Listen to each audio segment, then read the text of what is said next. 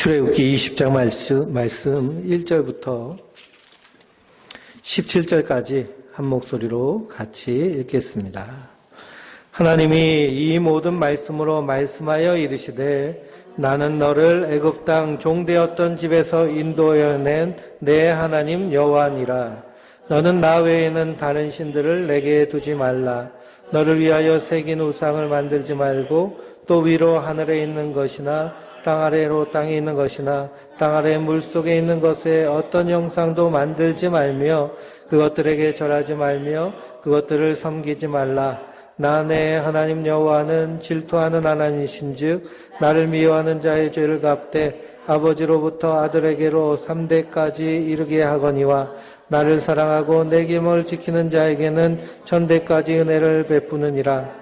너는 내 하나님 여호와의 이름을 망령되게 부르지 말라. 여호와는 그의 이름을 망령되게 부르는 자를 죄 없다 하지 아니하리라. 안식일을 기억하여 거룩하게 지키라. 여세 동안은 힘써 내 모든 일을 행할 것이나 일곱째 날은 내 하나님 여호와의 안식일인즉 너나 내 아들이나 내 딸이나 내 남종이나 내 여종이나 내 가축이나 내 아무나 없는 객이라도 아무 일도 하지 말라. 이는 여세 동안에 나 여호와가 하나님과 땅과 바다와 그 가운데 모든 것을 만들고 일곱째 날에 쉬었음이라. 그러므로 나 여호와가 안식일을 복되게 하여 그날을 거룩하게 하였느니라. 내 부모를 공경하라. 그리하면 내 하나님 여호와가 내게 준 땅에서 내 생명이 길리라.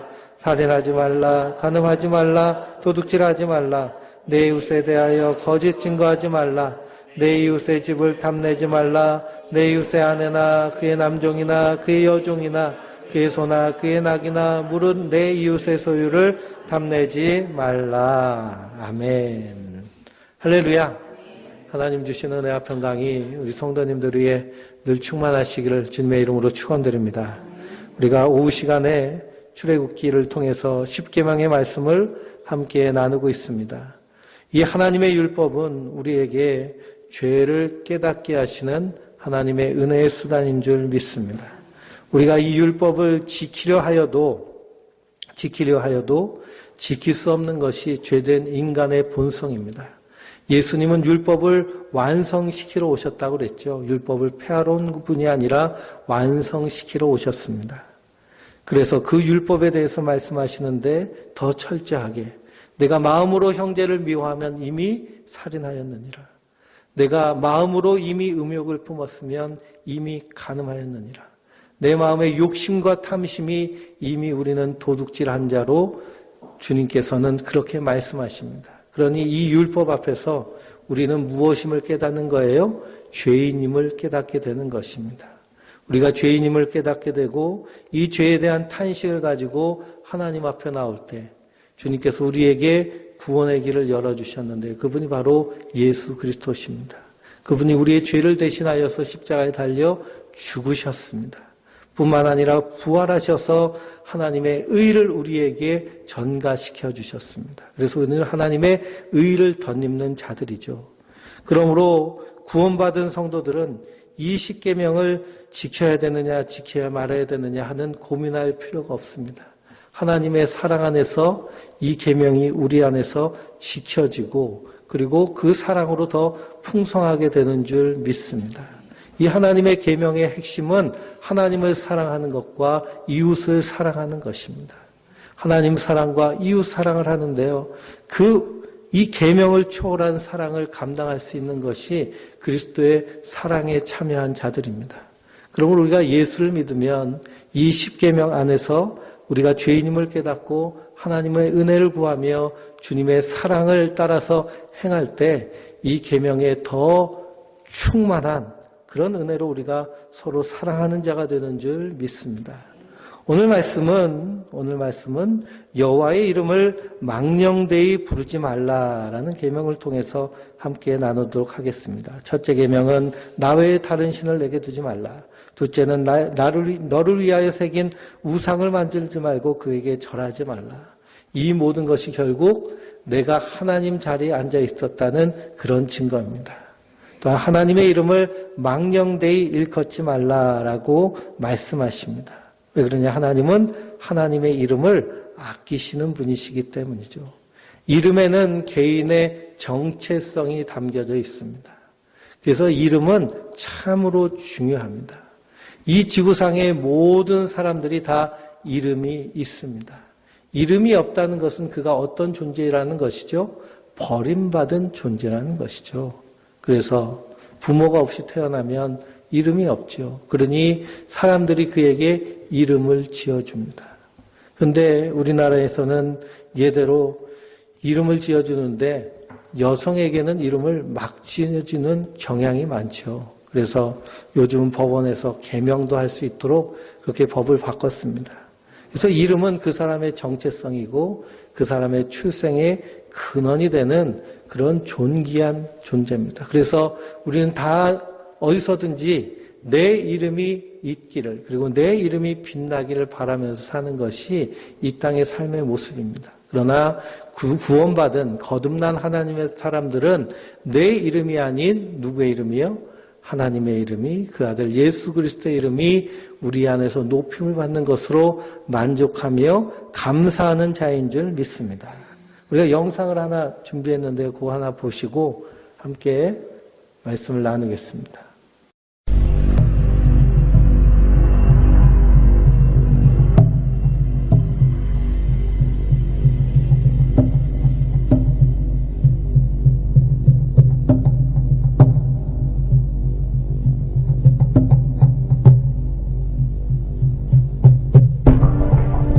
The word Lord, represented in all capital letters in most English Bibles, is known as the Tetragrammaton.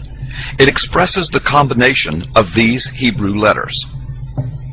This name is countless thousands of years old. It is the most holy name of God, given to Moses at the burning bush, the one that most English translations render as I am. The Hebrew letters sound like this: Yud, He, Vav in the modern Hebrew, or Wah in the ancient Hebrew, and then He. Yud He Wah He is also the forgotten name of God, which Jewish scholars and researchers say has a meaning and a pronunciation that was lost because their ancestors have refused to speak it aloud since about a generation before the Roman destruction of the temple in Jerusalem. Today, Yud He Wah He is most often rendered as Yahweh when written or spoken by Christians and others. It is still never pronounced aloud by Orthodox Jews. The pronunciation Jehovah is an older, less accurate rendition of these letters. It originated with the early German translators of the Hebrew language and their sounds, thus the more Germanic sound of Jehovah. Yud He Wah He. Let's investigate the ideographic meaning of the Hebrew letters, Yud He Wah He. An ideogram is a symbol that represents an idea, like the male and female shaped signs that you see on the outside of public restroom doors. Hebrew letters have had ideographic meanings since the most ancient of times. There are several ideographic meanings for each of the letters.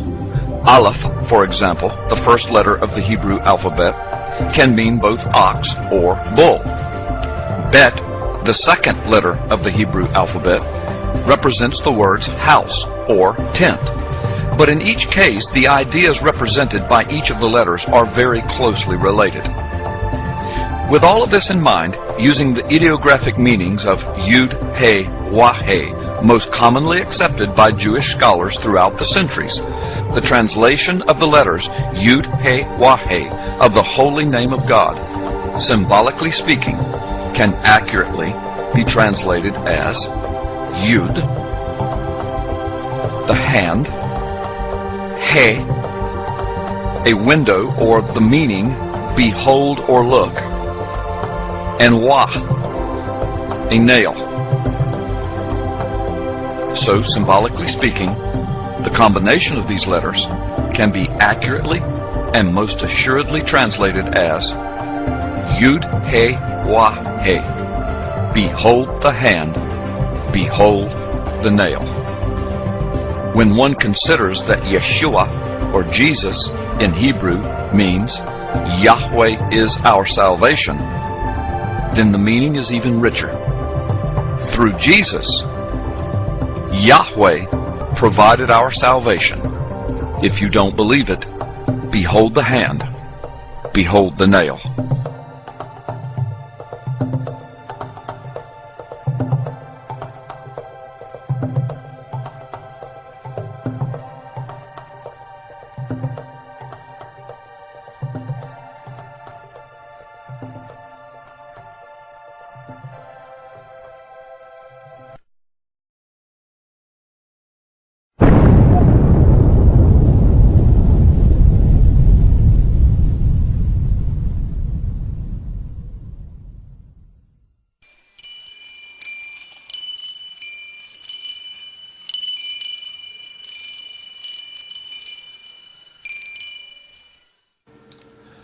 When Jesus was crucified, Pilate wrote a sign that was nailed to the cross. The wording he chose displeased the Jewish leadership, and they asked him to change it. But he refused. There are some very interesting aspects to this incident that are not apparent in our English translations. Pilate had a notice prepared and fastened to the cross. It read, "Jesus of Nazareth, the King of the Jews." Many of the Jews read this sign, for the place where Jesus was crucified was near the city, and the sign was written in Aramaic, Latin, and Greek. The chief priest of the Jews protested to Pilate, "Do not write the King of the Jews, but that this man claimed to be the King of the Jews." Pilate answered, "What I have written, I have written." Pilate refused to revise the epitaph he had composed. This may have a lot more significance than is apparent in our English translations. The Hebrew is shown above. Remember, it goes from right to left. What we don't notice in our English translation is that the acrostic made up of the first letter of each word spells out Yahweh, the name of God. If Pilate had rewritten it in the manner the Jews had requested him to, it would not have spelled the name of God. Do you think Pilate realized this? Was it a deliberate jab at the Pharisees? Or was Pilate beginning to suspect that there was more going on here than he previously realized?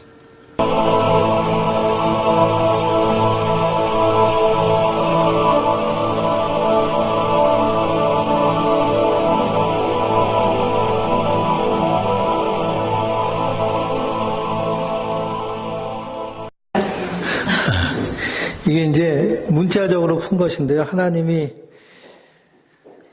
하나님이 모세를 만나셨을 때 하나님 애굽에 가서 당신의 이름을 뭐라고 하면 됩니까? 할 때 하나님 하신 말씀이 나는 나다. 그것을 히브리어로는 야훼입니다. 야훼라는 단어인데요. 그래서 하나님의 이름을 야훼라고 하는데 이 구약 성경을 처음 번역한 사람들이요, 독일 사람들이에요. 마틴 루터가 번역했는데 독일 사람들은 야훼 발음이 안 돼요.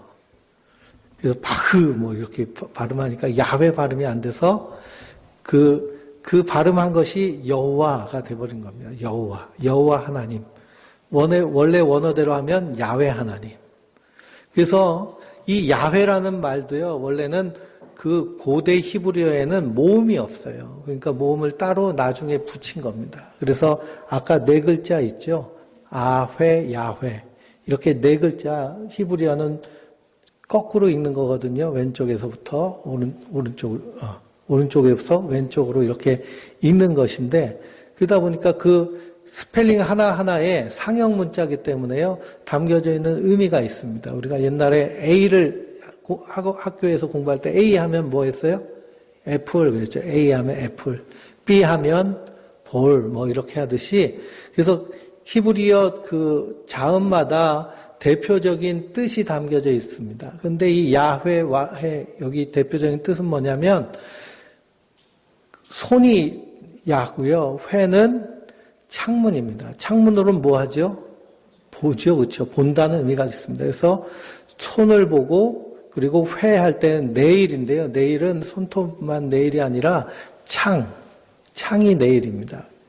공격하는 창이요. 그래서 옛날에 나 지금이나 부부싸움 할 때 여인들의 최고의 무기는 뭐예요? 손톱으로 확 이렇게 거잖아요. 그래서 창. 그래서 손을 보고 창을 보라라는 단어적인 뜻이 담겨져 있다는 것이죠. 근데 손을 보고 창을 보니까 누가 보이는 거예요?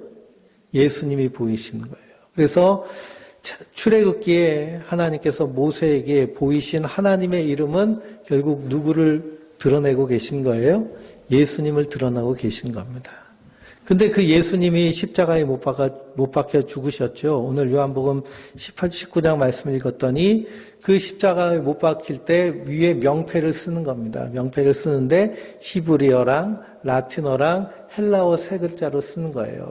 나사렛 예수 유대인의 왕. 근데 히브리어로 쓴 걸 보니까요, 유대인들이 깜짝 놀란 겁니다. 왜 그럴까요? 그 첫 단어를 네 문장인데 첫 단어 하나하나씩 했더니 뭐가 되는 거예요? 야훼, 와훼. 야훼가 되는 겁니다. 그러니 누구를 십자가에 못 박아 죽인 거예요?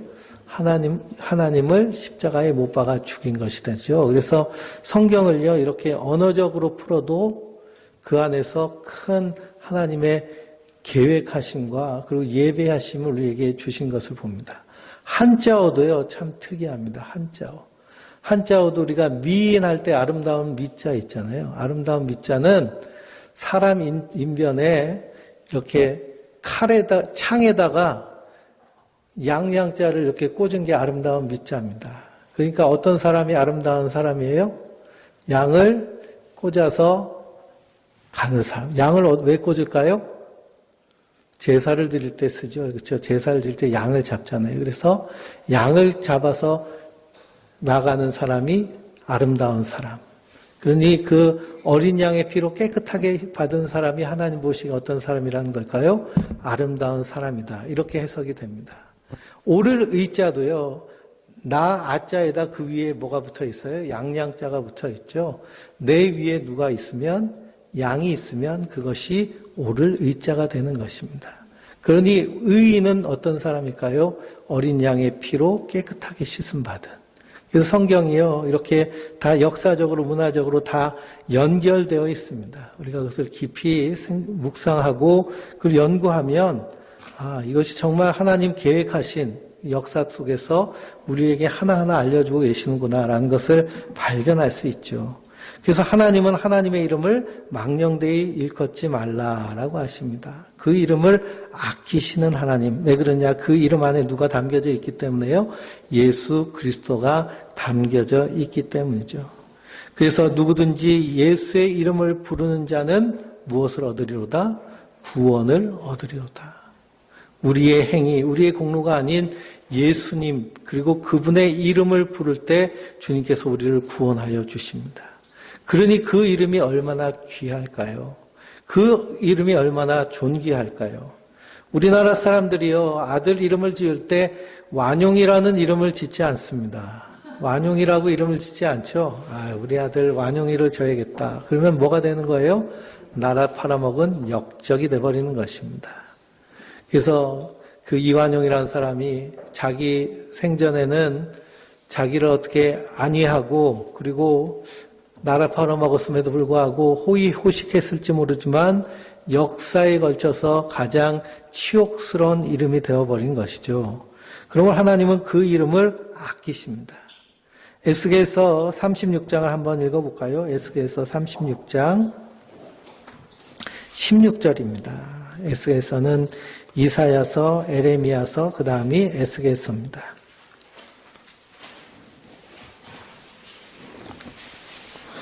36장 16절부터 쭉 한 절씩 읽어보겠습니다. 1207쪽입니다.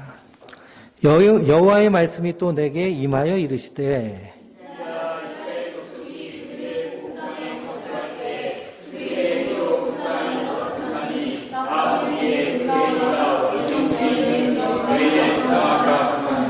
그들이 땅 위에 피를 쏟았으며 그 우상들로 말미암아 자신들을 더럽혔으므로 내가 분노를 그들 위에 쏟아 그들을 그 행위대로 심판하여 각국에 흩으며 여러 나라에 해쳤더니 그들이 이른바 그 여러 나라에서 내 거룩한 이름이 그들로 말미암아 더러워졌나니 그 사람들이 그들을 가리켜 이르기를 이들은 여호와의 백성이라도 여호와의 땅에서 떠난 자라 하였음이라. 그러나 이스라엘 족속이 들어간 그 여러 나라에서 더럽힌 내 거룩한 이름을 내가 아꼈노라. 그러므로 너는 이스라엘 족속에게 이르기를 주 여호와께서 이같이 말씀하시기를 이스라엘 족속아 내가 이렇게 행함은 너희를 위함이 아니요 너희가 들어간 그 여러 나라에서 더럽힌 나의 거룩한 이름을 위함이라.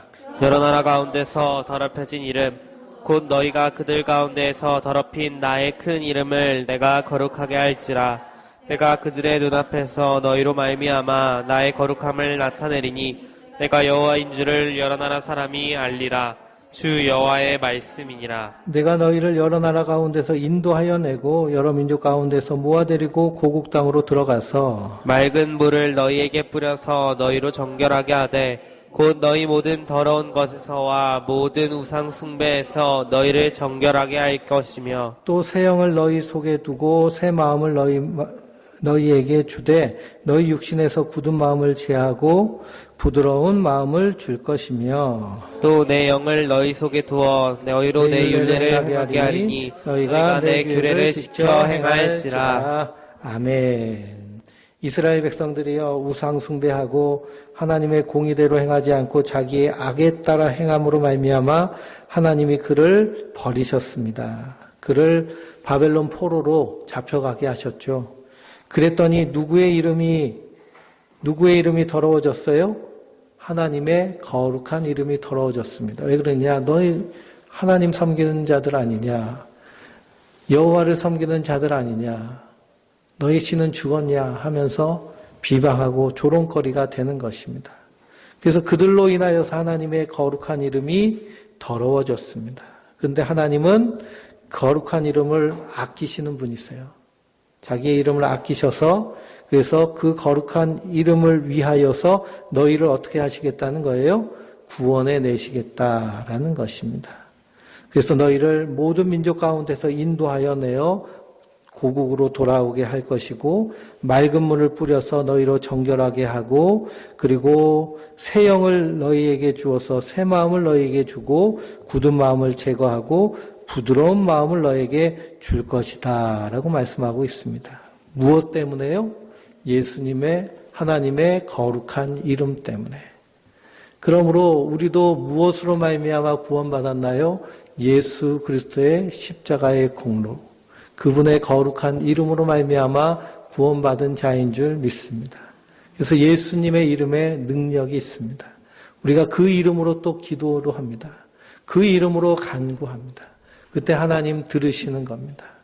그러므로 예수님의 이름이 새겨져 있는 성도들, 우리가 바로 예수님의 이름을 선포하는 광고판이 되는 것이죠. 광고판. 그러니 세상 사람들이 예수를 무엇으로 알겠습니까? 하나님을 어떻게 알겠습니까? 누굴 통해서 아는 걸까요? 우리를 통해서, 성도를 통해서 아는 줄 믿습니다. 그래서 우리는 이 땅에서 하나님의 성품에 참여하는 자들, 우리가 이 땅에서 예수님이 나를 사랑하시듯이 그렇게 서로 사랑하고 섬기며 낮아지며 겸손하게 우리가 서로 사랑하는 그 모습을 통해서 요한 사도는 너희가 하나님의 제자인, 주님의 제자인들 사람들이 알리라. 그러므로 예수님의 하나님의 거룩한 이름은 뭐예요? 우리가 하나님의 거룩한 이름을 덧입은 자인 줄 믿습니다. 그러니 우리가 세상에 나가서 거짓말하고 속이고 사기치고 도둑질하고 그러면 누구의 이름이 더럽혀지는 걸까요? 하나님의 이름이 더럽혀지는 것입니다. 그 여호와의 이름을 망령되이 일컫지 말라라는 것은 우리가 하나님의 말씀에 따라 섬기며 사랑하며 이 땅에서 거룩함을 지키고 정직하게 그리고 순결하게 사는 것이 여호와의 이름을 망령되이 일컫는 것이 아니라 하나님의 이름에 영광을 올리는 삶인 줄 믿습니다.